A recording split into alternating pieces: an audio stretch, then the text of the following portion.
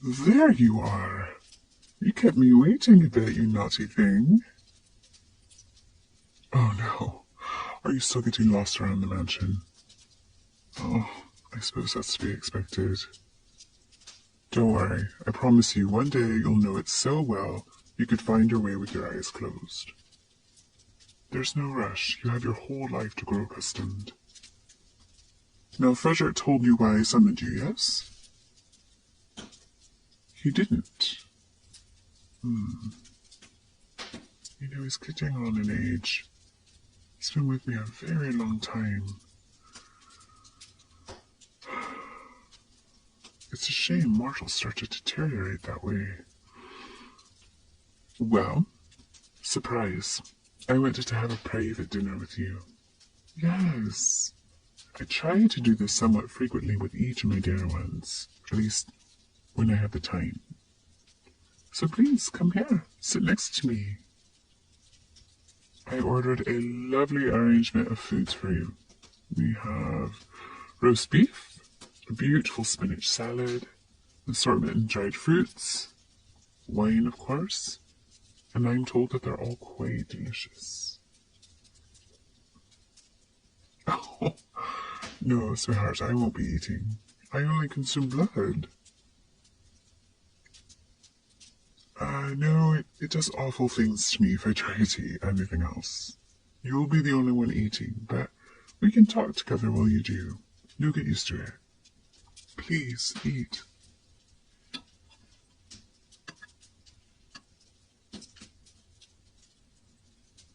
I'm glad. You know there is a reason why I selected this menu for you. Foods that you love? Noted, but no, that's not why. Actually, all these foods help replenish lost blood. I told you before how delicious your blood is, and I'm considering making a snack of you every so often. And I need you to eat a lot of iron-rich foods to make up for it. Yes. And please know it's very important for you to let me know if you ever start feeling dizzy or lightheaded, a little overtired. The last thing I want to do is put you in harm's way. Know that. Truly, if I ever did anything to cause you hurt, I don't know what I'd do with myself. Mortals like yourself all grow old and die eventually, but I never want you to suffer. Not you or anyone else in my care.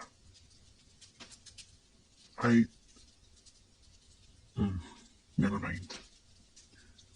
Please, continue eating. I want you to enjoy this evening. Tell me, is it all to your liking? I can have the kitchen bring in something else if you like. Good, I'm glad you like it.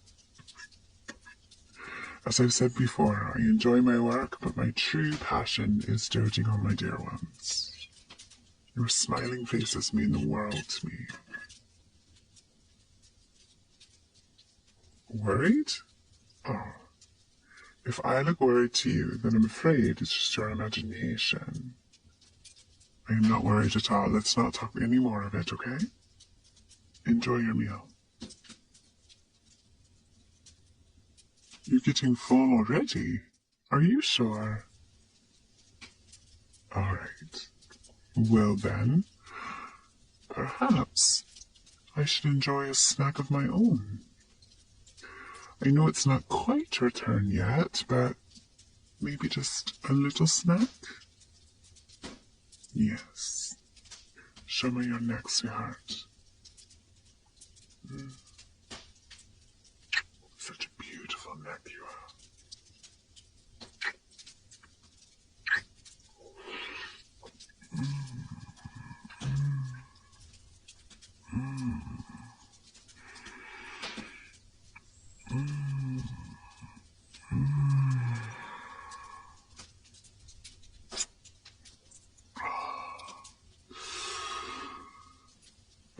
Exquisite as always. It has been centuries since I've had anything but blood, but it somehow makes me think of a perfectly aged red wine.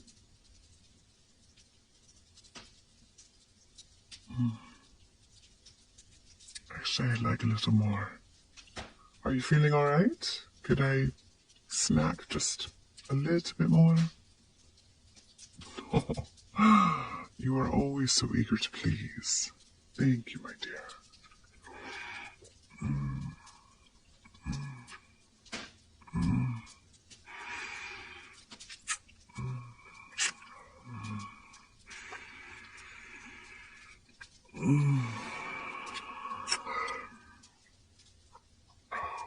Honestly, I want more, but that's what I'll have to do for now. No, I'll spoil my own dinner if I have any more.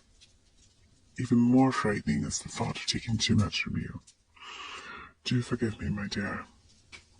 I really should exercise more self-control. But, in truth, even an ancient being like me suffers from moments of weakness, especially when it comes to you.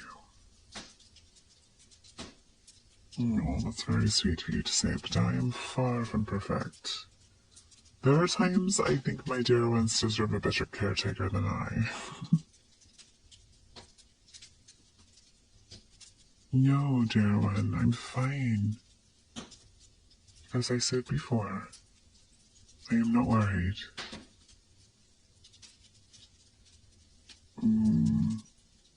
I said, I don't want to talk about it.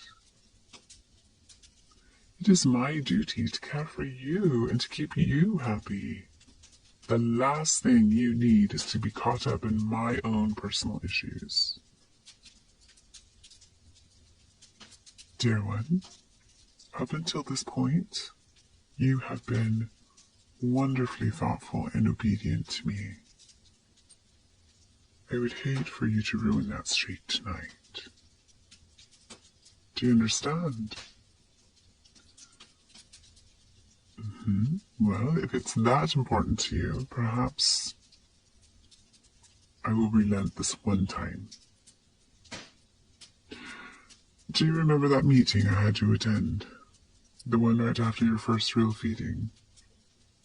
Well, that client I met with has some issue with my work.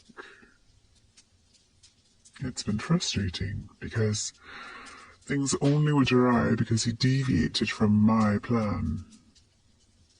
I'm sure that everything would have gone smoothly had he simply done his assigned part. He was supposed to capture the royal family and all the nobles alive.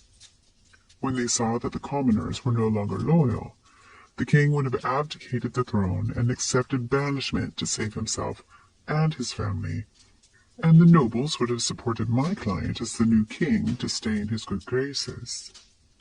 If any royalty or nobles escaped, it would make no difference. But that brutish oaf decided to execute them all instead. He paid off some of the guards to find and kill every royal and noble they could find. The problem is, the prince escaped. Had he done this bloodlessly, as we had planned, there would be no issue. After the king abdicated, the prince would have no claim to anything. But trying to kill everyone who had claim to the throne only works if you kill absolutely everyone. He's taken the crown, but the commoners are split on whether his claim is legitimate. And now he has the gall to blame me for his incompetence. He's a bumbling idiot. It's always a risk, of course, but disgruntled customers usually fall into two categories. Either they completely failed and thus don't have the power to threaten me, or they succeeded and can only begrudge minor details. This partial victory of his leaves me with a powerful enemy. Oh, no. Of course it had nothing to do with you. You played your part perfectly at the meeting. But this is why I'm worried. Well, though he's powerful, his divided subjects leave him with very limited resources. I'm sure that he can't afford to hire a vampire hunter, certainly not one willing to enter a city filled with truly some of the most powerful vampires in the world. But he knows I care for you. By using you as a statement, I may have made you a target.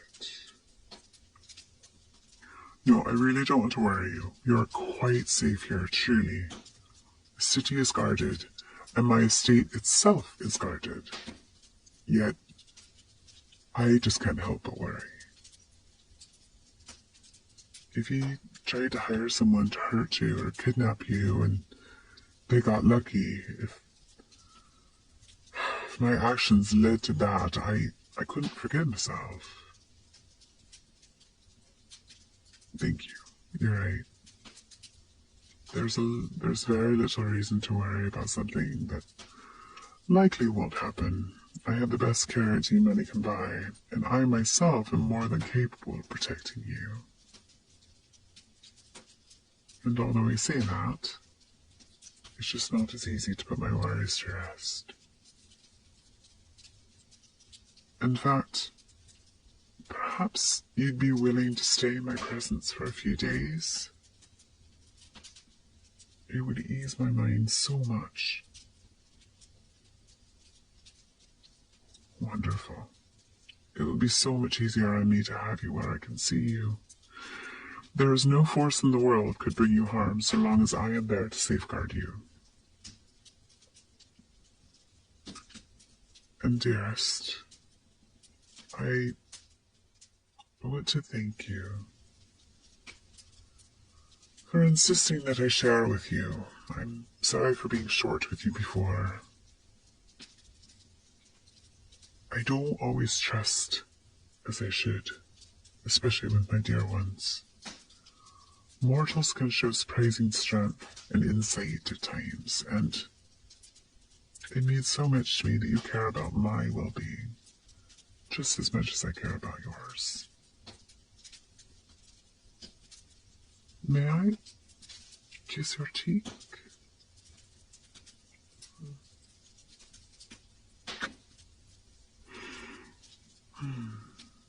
That will have to do for a reward now. But I'll find some other way to better demonstrate my appreciation. My dear ones all serve me faithfully, but few have shown the sort of initiative that you have. I expect great things from you, my sweet. And with that, I believe your dinner is getting cold, so please continue. I still need to be sure that your strength keeps up. It is so important, and I hope that... Oh, excuse me. You may enter. Joanne, what is it? All right. My sweet, I am so sorry. Something has come up and needs my attention right away. You will have to finish dinner without me, but I will come and see you again as soon as I can. Please enjoy the rest of your evening. There's been an attack. Are you sure? Did he give a hint as to when? Oh, no, never mind. We'll continue this conversation in my study.